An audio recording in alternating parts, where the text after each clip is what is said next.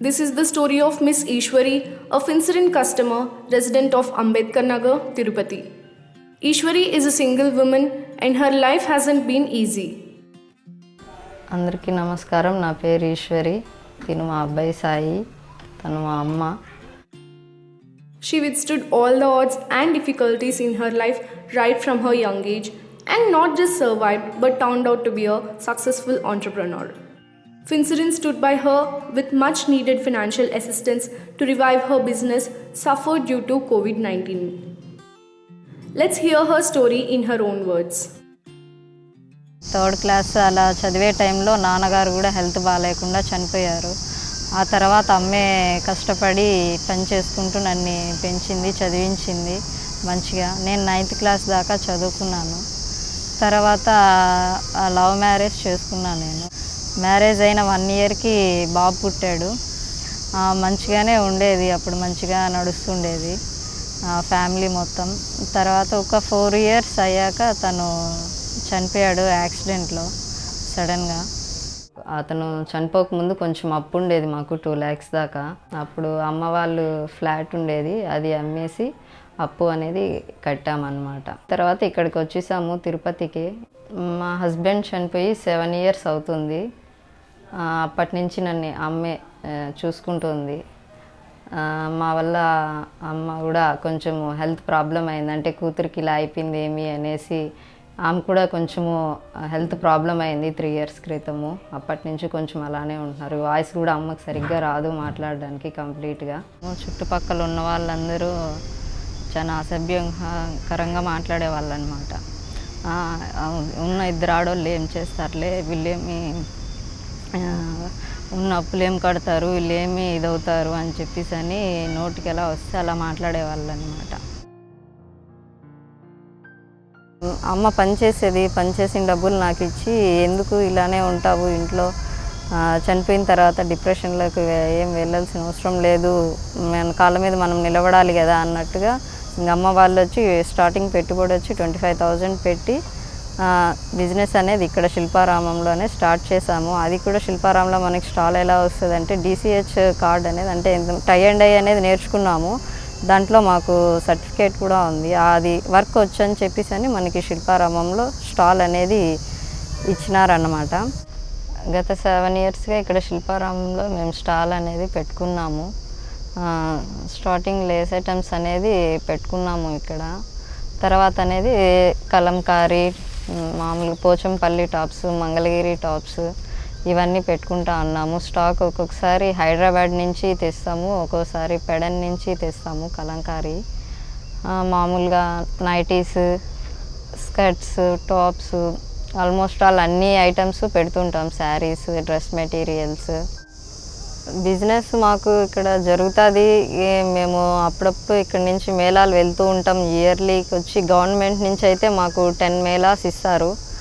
తర్వాత మేము ప్రైవేట్గా అయితే మంత్లీ 2 మేళాస్ చేస్తూ ఉంటాము బయట వెళ్ళి. ఇక్కడ సేల్స్ వచ్చి మనకి మంత్లీ ఇన్కమ్ వచ్చి ఇక్కడ శిల్పారామం ద్వారం నుంచి అయితే మనకు ఒక 10,000 అలా వస్తుంది. బయట మేళాలు వెళ్తే మనకు ఒక మేళాకి 10-20,000 మిగులుతుంది ఇన్కమ్ అనేది. టోటల్ మీద మంత్లీ ఒక 30,000 దాకా ఇన్కమ్ అనేది వస్తుంది. తర్వాత బిజినెస్ పెంచుకోవడం కోసం అని చెప్పేసి అని సంఘంలో లోన్స్, బజాజ్లో లోన్స్. సంఘంలో లోన్స్ అయితే మనకి ఇంట్రెస్ట్ అనేది తక్కువకే ఉంటుంది, మంచిగా రీపేమెంట్ అది చేసుకోవచ్చు. బజాజ్లో తీసుకున్నాం, అది మనకి స్టార్టింగ్ వచ్చి తక్కువ ఇంట్రెస్ట్ అని చెప్పేసి అని వాళ్ళు తర్వాత చూస్తేనేమో మనం లాస్ట్ కట్టేసరికి వచ్చేసరికి 20 రూపీస్ 30 రూపీస్ దాకా కూడా మనకి ఇంట్రెస్ట్ అనేది పడింది. 72,000 అయితే మాకు ఇచ్చింది అయితే 64. తర్వాత వాళ్ళు ఏమన్నారంటే ఇన్సూరెన్స్లు అవి ఇవి అని చెప్పేసి, హెల్త్ ఇన్సూరెన్స్లు అవి ఇవి దానివల్ల కట్ అయినాయని చెప్పేసి అని చాలా ఇది చేశారు. చాలా 50-60,000 దాకా చాలా ఇంట్రెస్ట్లే కట్టించుకున్నారు బజాజ్లో. మళ్ళీ లాక్డౌన్ వచ్చేసరికి చాలా ఇబ్బంది అయింది. లాక్డౌన్ తర్వాత మళ్ళీ బిజినెస్ అనేది రీస్టార్ట్ చేసుకోవాలనుకున్నాము. అంటే లాక్డౌన్లో కొంచెం ప్రాబ్లం ఉన్నింది కదా, మళ్ళీ రీస్టార్ట్ చేయాలంటే అమౌంట్ కావాలి కదా. అమౌంట్ కోసము చాలా చోట్ల ట్రై చేసాము. కానీ అది బయట తీసుకుందామంటే చాలా ఇంట్రెస్ట్ వచ్చి 5 రూపీస్ 6 రూపీస్ అలా ఉంది.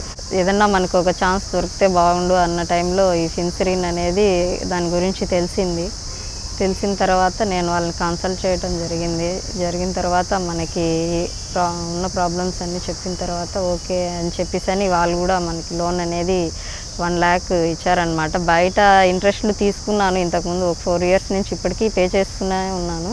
ఇంట్రెస్ట్ అనేది అసలు అయితే ఇంతవరకు తీరలేదు. కాకపోతే ఇదైతే బాగుంది, బయట దాంతో పోల్చుకుంటే మనం బయట ఇంట్రెస్ట్ ఎక్కువ ఉంటుంది, ప్లస్ రీపేమెంట్ అనేది లేట్గా చేస్తాం కదా. ఇదైతే మంత్లీ మనం సంపాదించుకున్న దాంట్లోనే మిగిలి ఉండేది ఫిన్సరిన్ లోను ప్లస్ ఇంట్రెస్ట్ 2 తీరిపోతూ వస్తాయి. బయట వాటితో పోల్చుకుంటే ఇది చాలా బాగుంది.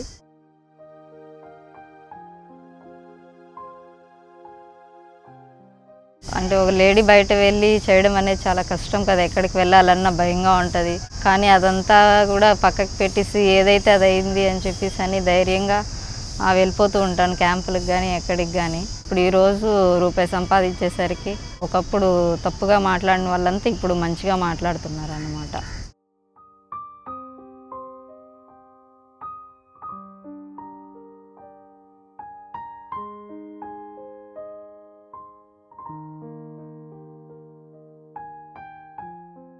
ఏమీ లేని పొజిషన్ దగ్గర నుంచి ఇప్పుడు బిజినెస్ని ఇక్కడి దాకా తీసుకొచ్చాను. మళ్ళీ లాక్డౌన్ టైంలో మొత్తం ఇంకా ఫినిష్ అని చెప్పేసి అని అనుకున్నాను. అప్పుడు ఫిన్సరిన్ లోను రావడం వల్ల మళ్ళీ పైకి లేచినట్టు అనిపించింది, కొంచెం రిలాక్సేషన్ అనేది వచ్చింది. మేళాలు అక్కడ ఇక్కడ వెళ్ళాలంటే చాలా కష్టమవుతుంది. జర్నీ చేయడం కానీ మనకి నిద్ర ఉండదు, టయానికి ఫుడ్ అనేది ఉండదు, అంత కన్వీనియంట్గా ఉండదు. చాలా వర్క్ టెన్షన్ అనేది ఎక్కువ ఉంటుంది బయట వెళ్తే. అలా కాకుండా ఇక్కడే తిరుపతిలోనే ఒక మంచి సెంటర్ చూసి షాప్ పెట్టుకోవాలని చెప్పేసి నాకు కల ఉంది. దానికోసం నేను ప్రయత్నిస్తున్నాను. ఫిన్సరిన్ వాళ్ళు నాకు లోన్ ఇచ్చినందుకు ధన్యవాదాలు.